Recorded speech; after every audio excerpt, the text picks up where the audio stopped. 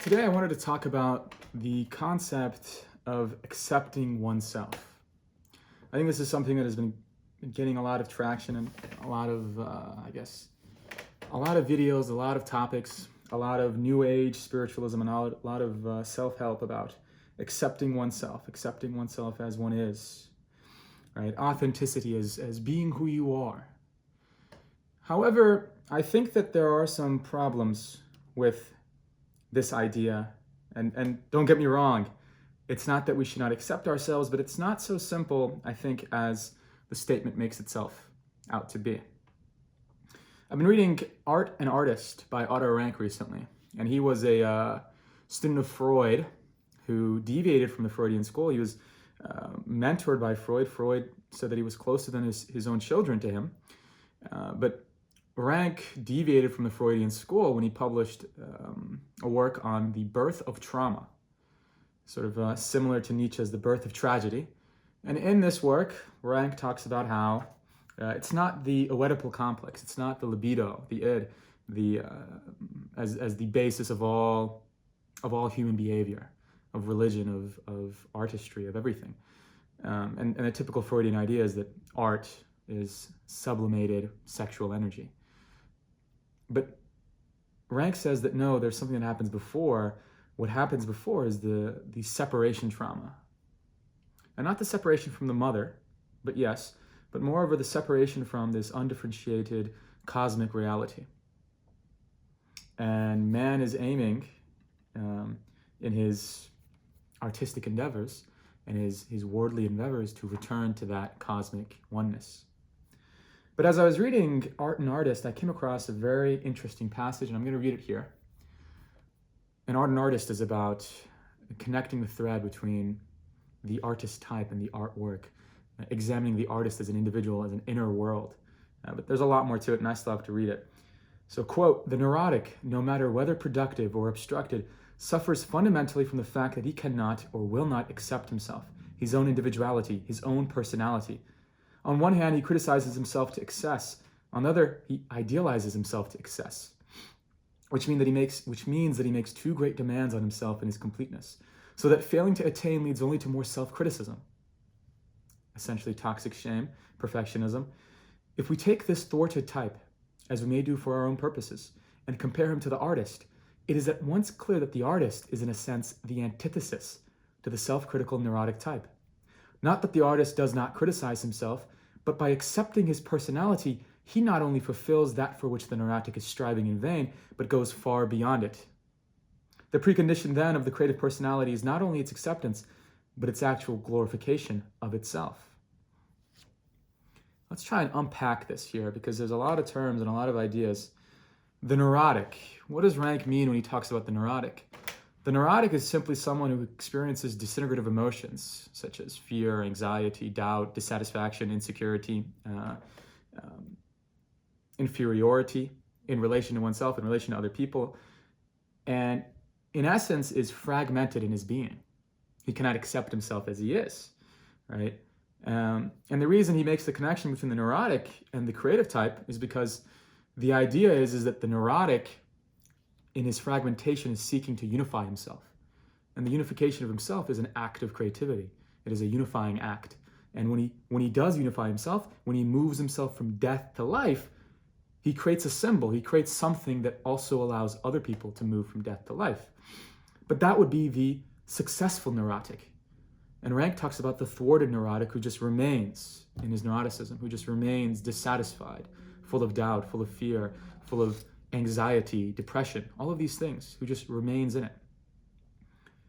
Now, I don't think there is such a thing as the thwarted neurotic type. I don't think it exists.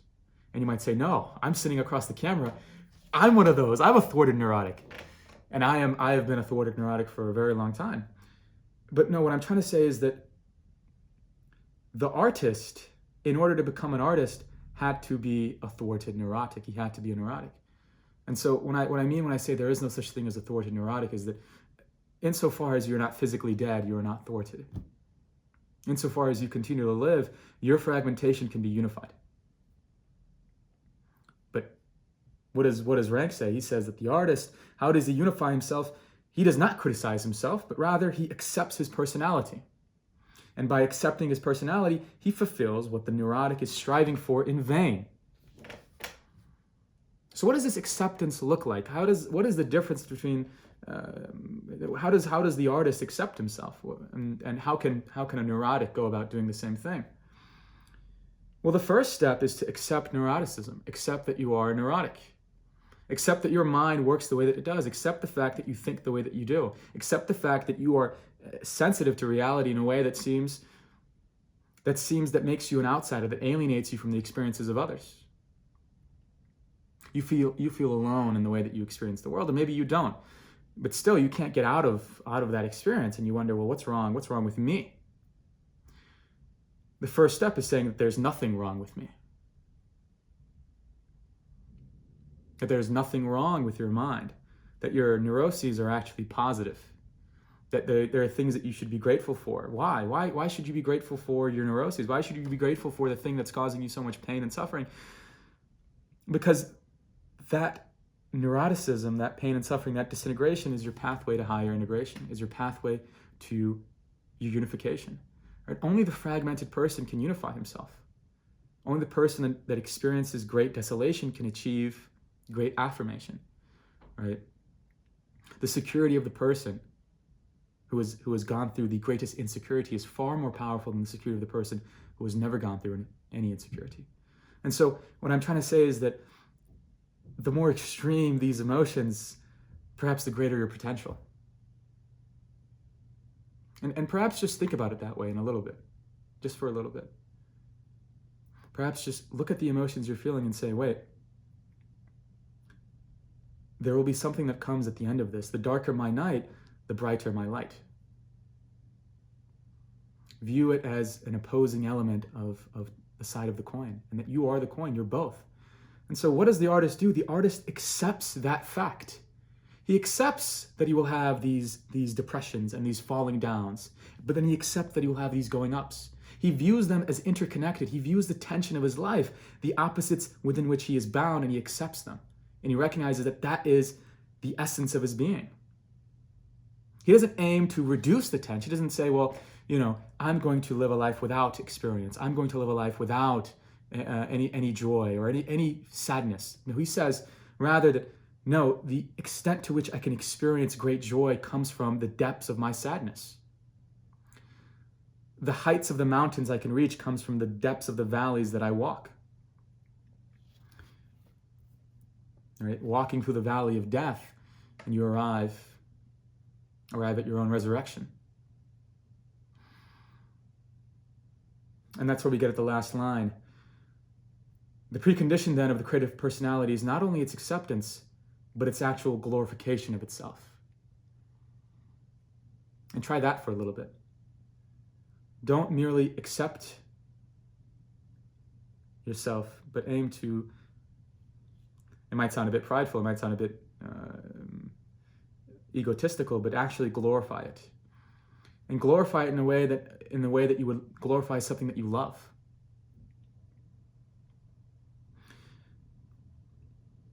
And so this form of acceptance is a bit different than, I would say, the traditional form of acceptance that says, however you are, accept it as it is. Because this form of acceptance recognizes that, no, it's not this static existence that we're trying to accept. It's this dynamic looping. It's this dynamic oscillation that is the essence of our life. And moreover, and this wasn't contained in the quote, but Otto Rank writes about it, for the creative type, and perhaps you who is watching is a creative type, perhaps your neuroticism, your fragmentation comes from your own inability to do what you want to do, to be free in your creative work. Perhaps it's with the piano, perhaps it's with writing, perhaps it's with singing, whatever it might be, any sort of creative endeavor. It might just be with small things that you do in your life, activities, things that you fear, the opinions of other people. To accept yourself as you are is to say, well, you know what? I'm not going to try and pursue those things.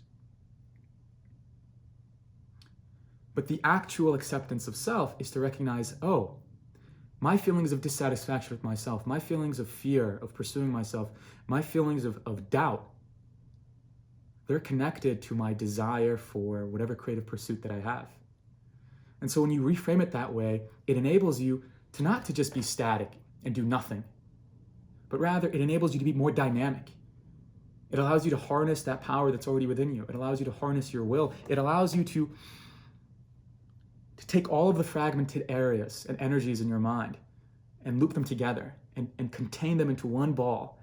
And the greater your will, the greater your affirmation of yourself, the greater the density of that ball. And when you squeeze all the energy into that tight, small space, you create a black hole. You create an infinity inside of you. And from that infinity, you have endless energy. But that endless energy isn't for nothing. It doesn't just remain there. You don't just sit there like a Buddhist monk, sitting in the rain or the sun, whatever it may be. No, that energy is directed towards something. Because the very fact that you're feeling your tension is not just because, life is unfair. It's because there's an inner dissatisfaction. There's an inner thing that is calling you to do something. And until you can accept that those emotions are part of your own desire for being who you are, for becoming who you are, you will remain a thwarted neurotic. And so for whoever's watching, I guess the last thing I want to share, the last idea I want to leave with you is don't merely accept these emotions that you're having. Don't merely accept them, glorify them, and recognize that they are just as important, if not more, than the positive emotions that you have. Connect the two. Connect your death to your life. And I'm certain that once you're able to do that, you too will house an infinity inside of yourself.